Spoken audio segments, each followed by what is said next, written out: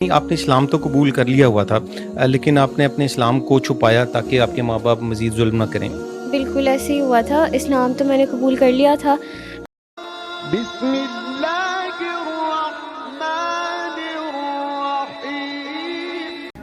Hello دوستو، السلام علیکم۔ کیسے آپ سبھی؟ امید کرتا ہوں کہ آپ سبھی خیریت سے ہوں گے۔ تو اللہ تعالیٰ آپ کیسے گزرے کہ دوستوں میں ہوں ہفتہ بارہ اور آپ دیکھ رہے ہیں SR اسلامک آفیشیل چینل۔ میرے پیارے دوستو، آج میں آپ کے ساتھ ایک اسی بہن کی ویڈیو شیئر کرنے جا رہا ہوں جو کہ بتاتی کہ میں پیدائشی قادیانی تھی۔ میری والدین بھی پیدائشی قادیانی تھے۔ جب میں گھر سے کالج پڑھنے کے لیے جایا کرتی تھی تو میرے گھر والے مجھ سے کہا کرتے تھے کہ تو کسی کو مت بتانا کہ تو قادیانی ہے، اور وہ یہ بھی کہتے تھے کہ اگر کسی کو پتہ چل جائے کہ تو قادیانی ہے تو پھر تو کسی سے ڈرنا بھی نہیں۔ تو پھر یہی بات مجھے ہمیشہ ستاتی تھی کہ میرے گھر والے اکثر مجھے ایسا کیوں کہتے ہیں کہ تو قادیانی مت بتانا کسی کو کہ تو قادیانی جماعت سے ہے۔ اگر کسی کو پتہ لگ جائے کہ تو قادیانی ہے تو پھر کسی سے تو ڈرنا نہیں۔ یہی بات مجھے ہمیشہ پریشان کرتی رہتی تھی۔ تو دوستو، آپ دیکھ سکتے ہیں اس ویڈیو میں اس بہن نے اسلام کو قبول کر لیا۔ تو یہ اپنی تفصیل سے اپنی بات بتا رہی ہے کہ میں نے اسلام کو قبول کیسے کیا، کیا وجوہات رہی اور کن کن پریشانیوں کا انہیں سامنا کرنا پڑا۔ تو آئیے سنتے بہن کی مجھبانی چھوٹی سی ویڈیو، آپ اس ویڈیو کے اسکرین پر دیکھ سکتے ہیں۔ بیٹا سب سے پہلے تو آپ اپنا نام بتائیں اور آپ کا کس علاقے سے تعلق ہے؟ میرا نام تہمینہ فاروق ہے اور میرا تعلق فیصل آباد سے تھا، اور میں نے BS آنرز اور تھاٹکس اینڈ پروستیٹکس میں اپنی اسٹڈی کمپلیٹ کر لی ہوئی ہے۔ اور اچھا بیٹا، یہ بتائیں کہ کیا آپ پیدائشی قادیانی تھیں، اور آپ کی جو فیملی ہے، بیک گراؤنڈ ہے قادیانیت کے حوالے سے، اس کا تھوڑا بیک گراؤنڈ بتائیے گا۔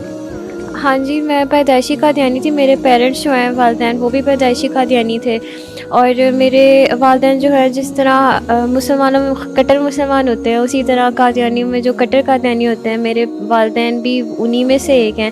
اور میری والدہ کے پاس کافی عرصے تک ایک عہدہ بھی رہا ہے جماعت کا، سیکٹری اصلاح و ارشاد کے طور پہ۔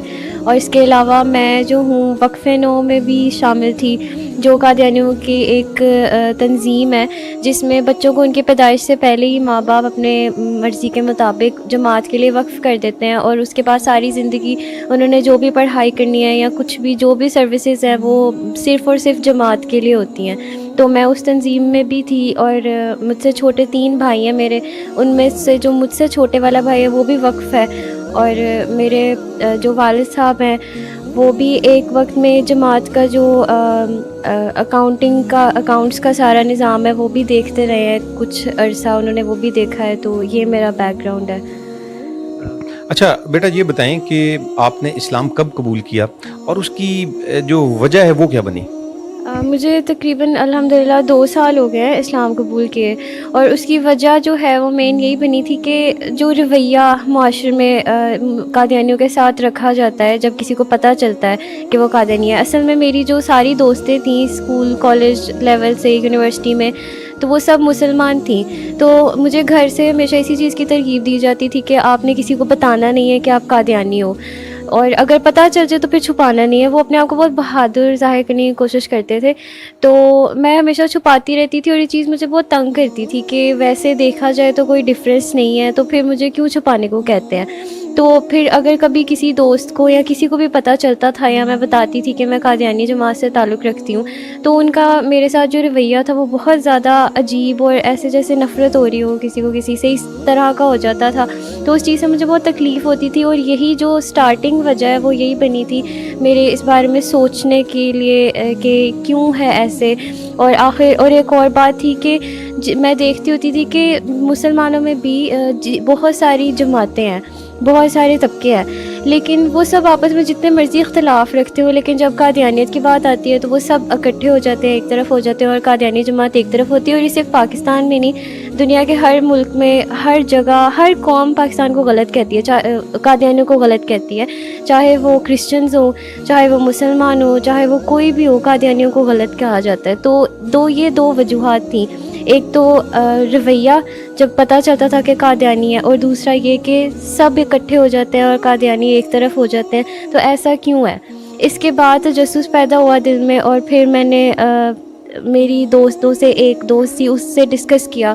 اس نے مجھے بہت اچھے سے اس چیز کی دعوت دی اسلام کی، کہ اگر تم سیکھنا چاہتی ہو تو میں تمہیں گائیڈ کروں گی. اور اس نے اور پھر اسی دوران یونیورسٹی کے دوران ہی میرا رابطہ ایک بہت اچھی آنٹی ہیں ان سے بھی ہوا, جو کہ اب موجودہ میری ساس بھی ہیں الحمدللہ.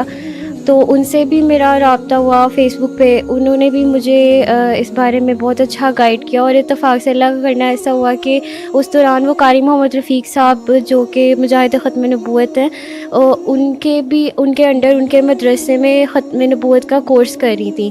تو اس دوران میں نے جب ان سے یہ ڈسکس کیا, ایک دن میری ان سے ہیلو ہائی رہی کچھ عرصہ, لیکن پھر ایک دن میں نے ان سے اسی طرح ڈسکس کیا جب مجھے پتہ چلا کہ وہ مدرسے جاتی ہیں.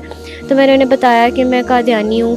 تو انہوں نے بغیر گھبرائے اور بغیر جیسے میرے ذہن میں بیٹھا ہوا تھا کہ مسلمانوں کو جب پتہ چلتا ہے تو وہ بہت برا سلوک کرتے ہیں, انہوں نے ایسا کچھ بھی نہیں کیا, اتنا اچھا اخلاق کا مظاہرہ کیا, اور اس چیز سے میں انسپائر ہوئی. اور پھر انہوں نے مجھے آہستہ آہستہ ختم نبوت کے بارے میں بتایا اور اسلام کے بارے میں بتایا, پراپرلی دعوت دی, لٹریچر دیا.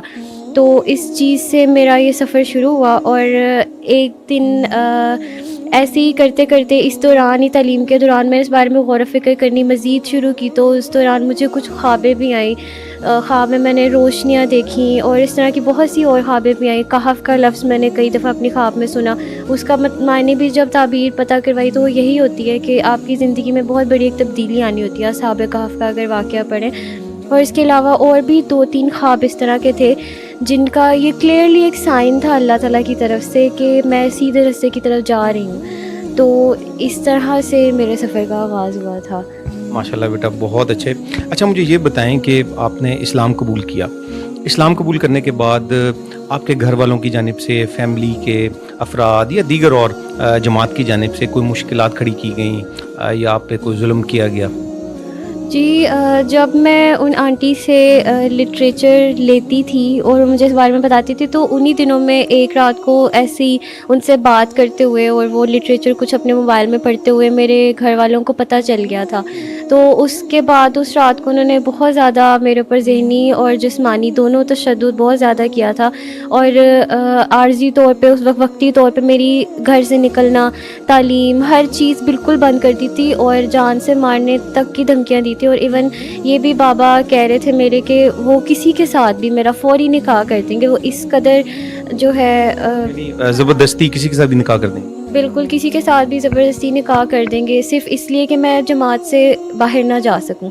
اور مجھے سب کے بعد باقاعدہ کئی عہدیداران جو مرد حضرات اور خواتین, مربی اور بہت سے عہدیداران کے پاس بھی لے کے جایا گیا کہ اس کو سمجھائیں یہ اس طرح کر رہی ہے. حالانکہ ویسے اگر دیکھا جائے تو کہتے ہیں کہ دین کے معاملے میں کوئی جبر نہیں ہے, لیکن اس معاملے میں اتنا زیادہ جبر کیا گیا کہ کچھ بھی کر کے نکاح ہو جائے, گھر سے نہ جانے دیں, تالوں میں بند کر دیں, کچھ بھی کر کے بس اس کو جماعت سے نہیں باہر جانے دینا. تو بہت عرصے تک میں اس تشدد ذہنی جو بہت زیادہ تھا اور جسمانی بھی اس سے گزرتی رہی ہوں.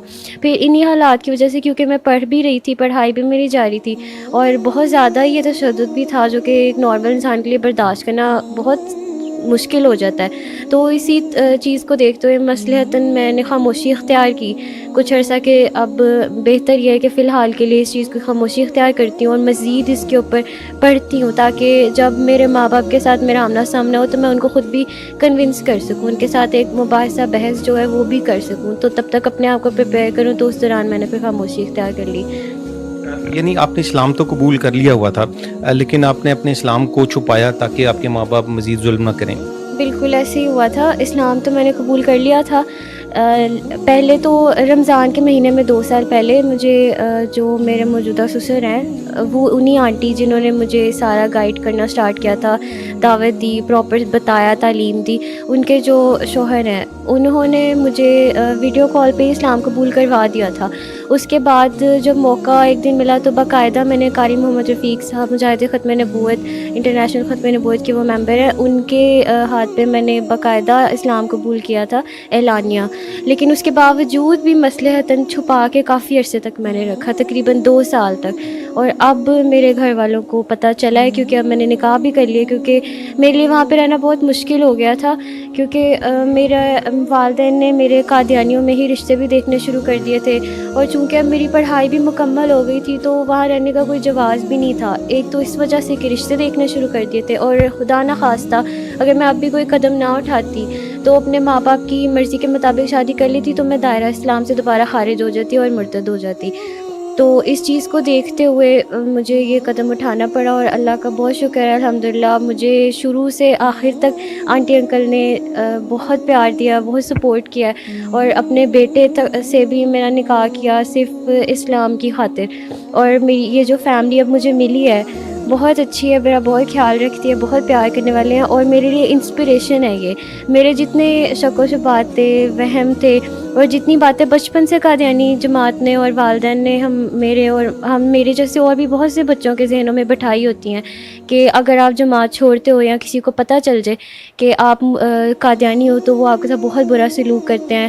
جو مولوی ہوتے ہیں وہ دہشت گرد ٹائپ کے مائنڈ سیٹ کے ہوتے ہیں, اور وہ اگر آپ کو پتہ چل جائے ان کی لڑکیوں کو, قادیانی کی لڑکیوں کو اغوا کر لیتے ہیں یا قتل و غارت تک بات پہنچ جاتی ہے. تو کیونکہ میں ان ساری چیزوں کو کلیئر کر چکی تھی, اور اخلاق کی بات ہوتی ہے, مجھے اتنے اچھے اخلاق کی فیملی ملی تھی, تو ان چیزوں کی وجہ سے میں اب بہت خوش ہوں الحمدللہ. اسلام قبول کرنے کے بعد اور اس فیملی میں آنے کے بعد میں بہت زیادہ خوش ہوں, اپنی زندگی سے مطمئن ہوں, اپنے فیصلے سے بھی مطمئن ہوں. بیٹا آپ نے اسلام قبول کیا تو کیا اب آپ کو کوئی اپنی فیملی کی جانب سے یا آپ کو قادیانی جماعت کے ممبرس کی جانب سے کوئی تھریٹس وغیرہ کا ڈر ہو یا کوئی پریشرائز کرنے کا آپ کو کوئی خوف وغیرہ ہے اس قسم کا؟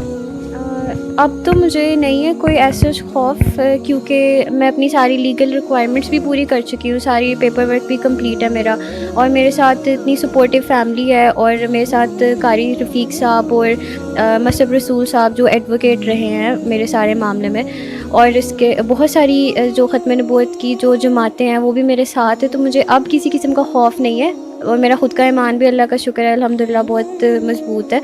لیکن پہلے گھر چھوڑنے سے پہلے جب میں کچھ عرصہ گھر رہی ہوں اپنی ڈگری کمپلیٹ ہونے کے بعد, تو اس دوران کافی زیادہ پریشرائز ہوتی رہی ہوں میں قادیانی جماعت اپنے گھر والوں کی طرف سے. یہ بھی ایک وجہ بنی تھی کہ مجھے اب یہ سٹیپ لینا پڑا گھر چھوڑنے کا اور اس چیز کو اعلان کرنے کا کہ میں یہ سٹیپ لے چکی ہوں.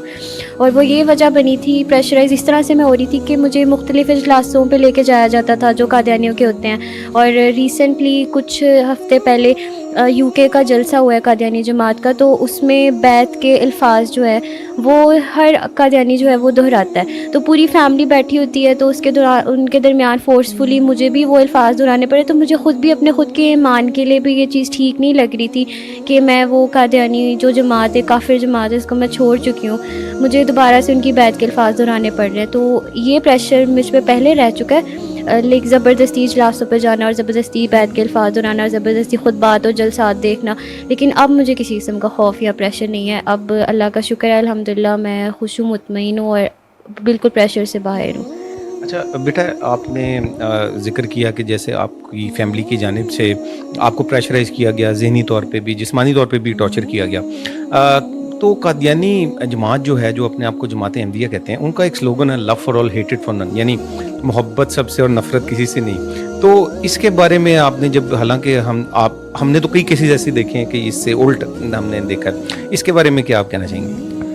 یہ جماعت احمدیہ نا ایک بہت ہی عجیب سی چیز ہے. وہ اس لیے کیونکہ کبھی وہ اپنی جو بری سائڈ ہے وہ کبھی بھی اپنے ممبرس پہ شو نہیں ہونے دیتے ہیں. جو ان کی اس طرح کی شریر یا شرارتی یا اس طرح کی نقصان پہنچانے والی یا اس طرح کی جو سائڈ ہے وہ صرف اپنے عہدیداران یا بڑے بڑے لوگوں تک محدود رکھتے ہیں, وہ ہم جیسے عام لوگوں تک پہنچنے ہی نہیں دیتے ہیں. تو جو love for all hatred for none کا ایک وقت تک تو میں بھی سمجھتی تھی کہ یہ واقعی میں سب سے بہت ہی محبت رکھتے ہیں, انسانیت سے بھرپور ایک جماعت ہے. لیکن میرا اس بارے میں اسی دن ہی جو ویوز ہے وہ غلط ثابت ہو گئے تھے, جس دن میں نے اظہار کیا تھا اپنے والدین سے کہ میں جماعت احمدیہ سے اختلافات پیدا میرے ذہن میں ہونے شروع ہو گئے اور میں اسلام کے بارے میں سیکھنا چاہتی ہوں, اس طرف جانا چاہتی ہوں. تو اس دن اس رات کو جس طریقے کا ان کا رویہ تھا, اور اس کے بعد بھی جب وہ مجھے مختلف عہدیداران سے ملواتے رہے اس کنونس کرنے کے لیے, یہ سمجھانے کے لیے کہ جماعت کے ساتھ منسلک رہو ورنہ بہت قیامت دنیا اور آخرت دونوں تباہ ہو جائیں گی. تو اس دوران میں نے دیکھ لیا تھا کہ یہ لو فار آل نہیں ہے, یہ صرف لو فار قادیانیز ہے.